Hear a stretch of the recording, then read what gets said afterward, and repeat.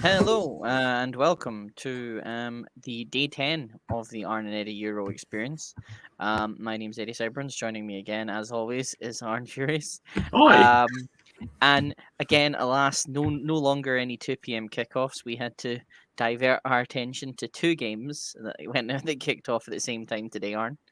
Um, so yeah, let's talk about. So we've got Italy against Wales, Yeah, and then you watched Italy versus Wales. That was your yeah, primary game, and I watched Switzerland versus Turkey. So, do you want to take the lead first and yeah. talk about Sure, of your course. game? So I basically watched them side by side, but I wasn't actually watching the Switzerland Turkey game. I just kind of look at across at it every now and again, see what was happening, and every time I looked, it was like there was a shot.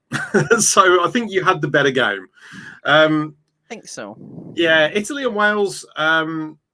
Italy made a lot of changes. They basically decided to allow some of the squad players to stretch their legs.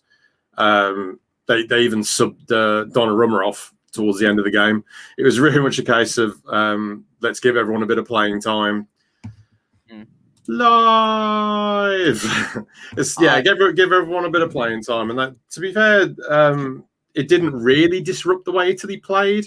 It was the same quality possession play from them.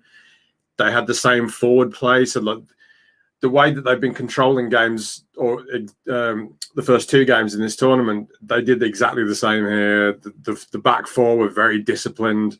The midfield three controlled possession, controlled the game. Especially Verratti was outstanding today.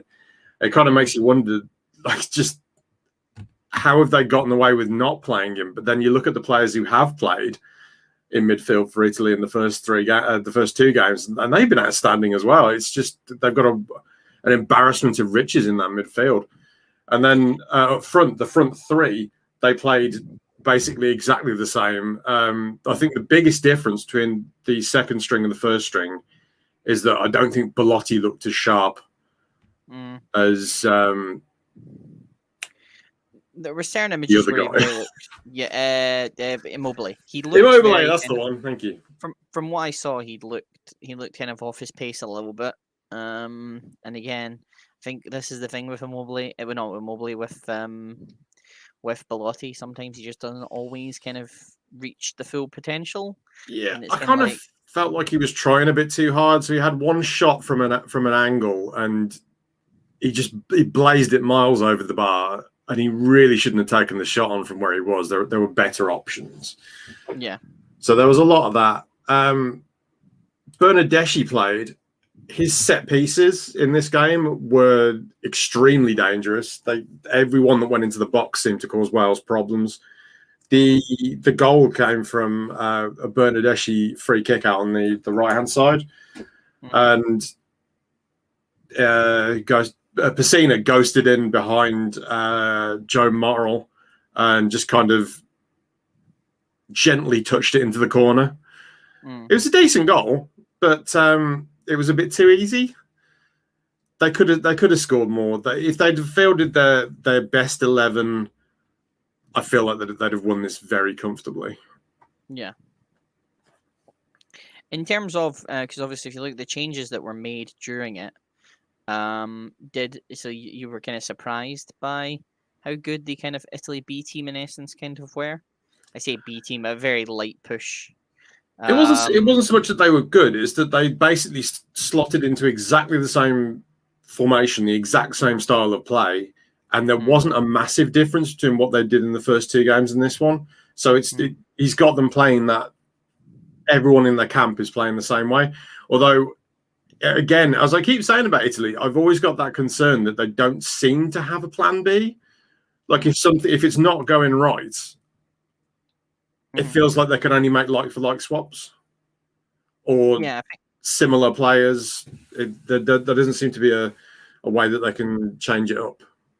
Yeah. And I mean, if you look at that Wales squad, as I say, Mancini's taken them from when they were at their lowest ebbs in the FIFA rankings.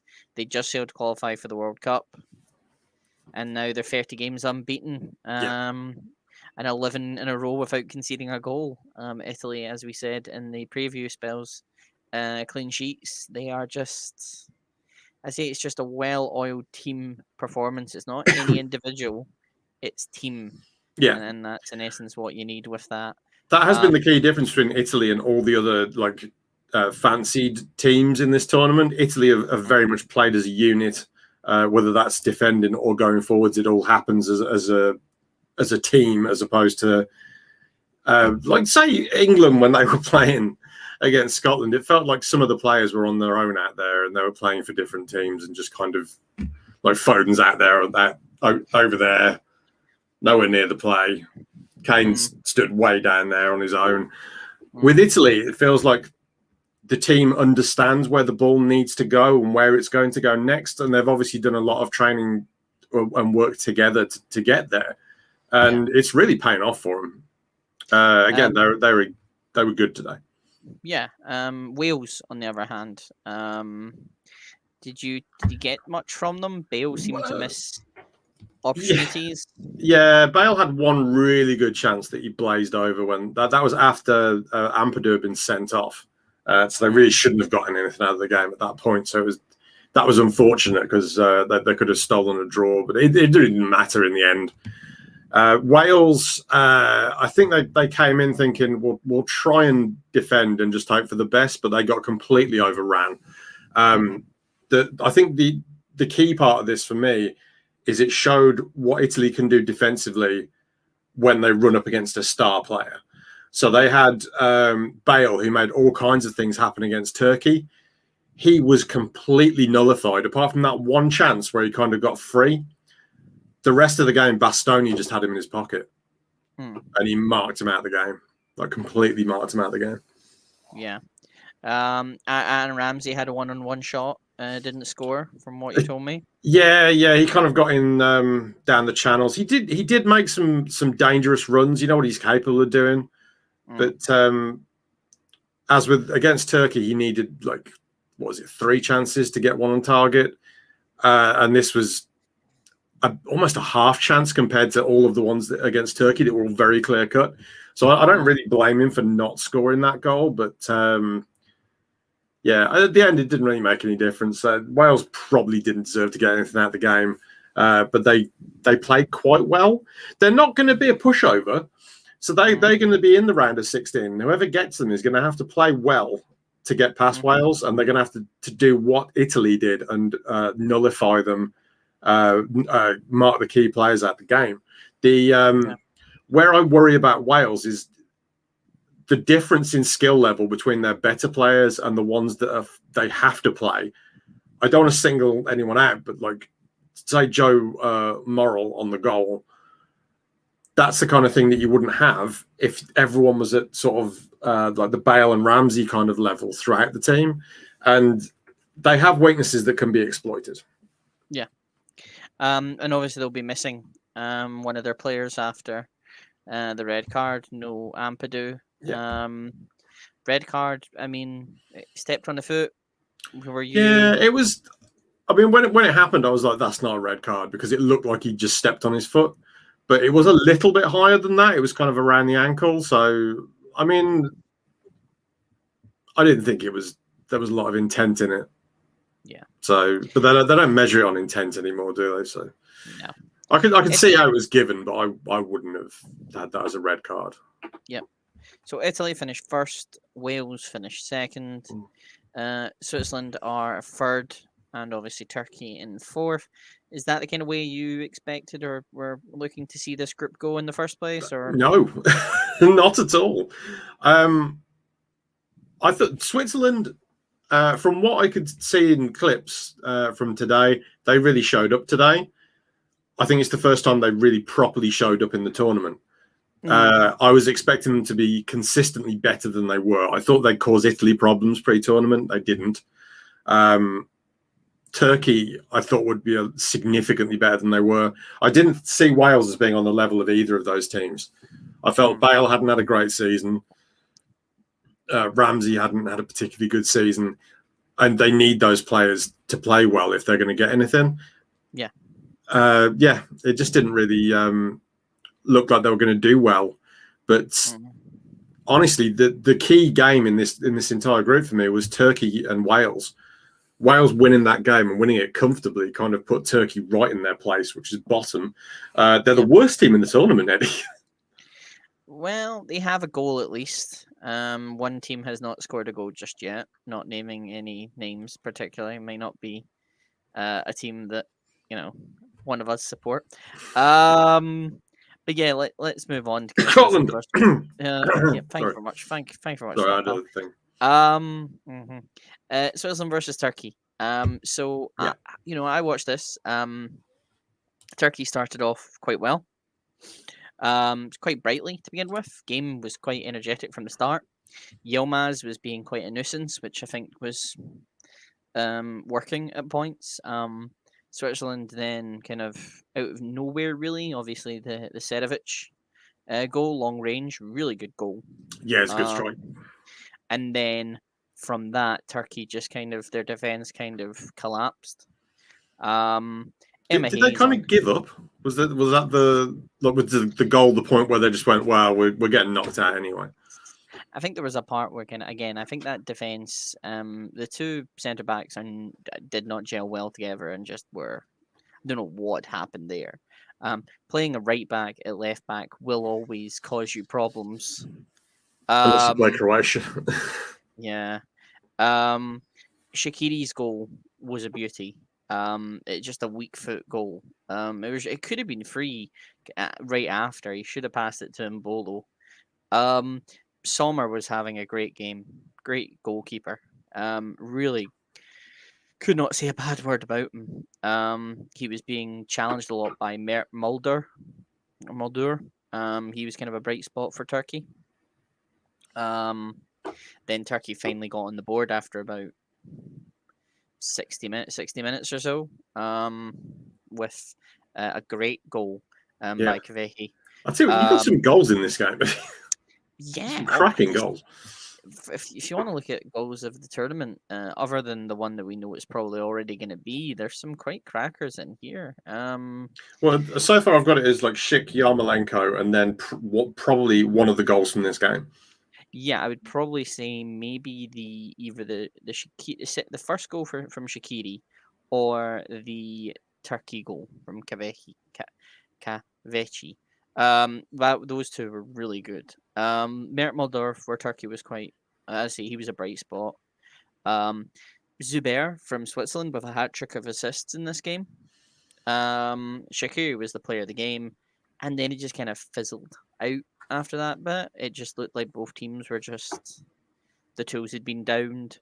There was the odd occasional opportunity, but really it was nothing. It had got to the point where Turkey just wanted to go home. They've had a dismal tournament. They've just not been again. I think that the manager, who obviously has done good things for them before, and it's like the commentator made a point that it's one of the youngest teams at the Euros, and Emma Hayes was like, well, they should have a lot more energy. And it's like very like, well, yes, they should. I just don't. I think once the heads go down, though, it's energy doesn't enter into. You'd lose that kind of spark a little bit, and you just don't want to be there. Yilmaz has not his club form has obviously not transferred into his national form. There's just certain bits. I think as if Turkey had this all wrong. And I think they're going to have a long inquisition about what are they going to do for the next tournament if they even because they had a good record running up to this. As one of our friends said, they beat Netherlands in their World Cup qualifying campaign. Yeah, put 4 past them. Yeah, but they were just so poor. They've just been so poor this tournament, and whether that's been nerves, whether that's been the fact that maybe they're kind of the red mist has kind of got in the way of their players because they've made some stupid decisions with their defense. I don't know if it's come from that. Just they went into that first game against Italy, and I'm sure they thought they'd be able to grind out a draw in that game, and they got absolutely played off the pitch by Italy. And I don't know if that just ruined their confidence because they didn't play well at all against Wales. So. It wouldn't surprise me, as I say, Turkey they've just played very. Again, I just don't think they've been at the races. and they they need to kind of get to them. Well, if they would do anything, they need to kind of get to the races and get a bit more out of their players. Whether that'll happen, you never know. But I think this is not a tournament they want to remember. That's for No, sure. absolutely not. And yeah, again, I cannot say this enough. I think I was really glad that I watched this game rather than having to listen to John Hartson. Emma Hayes is again. Emma Hayes is just MVP for the tournament in terms of commentary. John Hartson didn't have a very good game. No, and there was hardly any major coverage of this one, like as in build up. It was just a case of let's look at Wales and Italy. Yay. Just keep looking at it. Let's forget. And again, you can't really complain. Obviously, it's a home nation, so of course they're going to cover the home nation. But yeah, it was what it was. It was a really good game. Probably one of up there with, really up there with Ukraine and Netherlands, Ukraine, and that. In terms of goals, not in terms of kind of because I think the Ukraine Holland one was a bit more exciting, as in because the result mattered and a lot kind of back and forth. This was just two teams just kind of when they could score worldies, the one of them scored worldies and kept going and then didn't, So yeah, so that's us. Italy, so Italy through, Wales through, Switzerland potentially through, depending on everything that happens with the third place. 4 points is probably enough. But yeah, I mean, I would have said. I think all depends on the goal difference, doesn't it? I think if you're on 3 points and you don't have good goal difference, I think you're probably done in third. But to have 4 points, I think they'd be very unlucky. It would need a lot of things to not go their way for them to not go through to the knockouts. Yeah, and Scotland kind of needed. We didn't need this result with Switzerland and Turkey, but we've got it. So now we've just got to play for it again still. Against Croatia. Scotland need to win. It's that simple, really. Yeah, and I mean, I think even if we don't win, I think we've still had I say it's our first tournament back for quite a long time, so it's good to get that experience. But I don't think I would be majorly disappointed. I think we have caused our own kind of problems, but we'll discuss that when that result and game comes. Excited. If you've not done so already, and thank you for tuning in, like and subscribe the video down below. We will be back tomorrow. We'll be back tomorrow. Yes, tomorrow. We keep saying the only reason why is because our schedules are just all over the place. So yeah, we should be good for tomorrow. So we'll be doing the Russia, Denmark, Finland, Belgium final group games. Also, kind of, we might touch briefly on Macedonia, Netherlands, and Ukraine and Austria. I probably won't. Actually, I'm not working tomorrow. I will see all of those games. So we'll touch on those. We'll see what happens, and we'll see how everything goes. But listen, thanks so much for watching. Please take care, and we will speak to you tomorrow. Bye bye.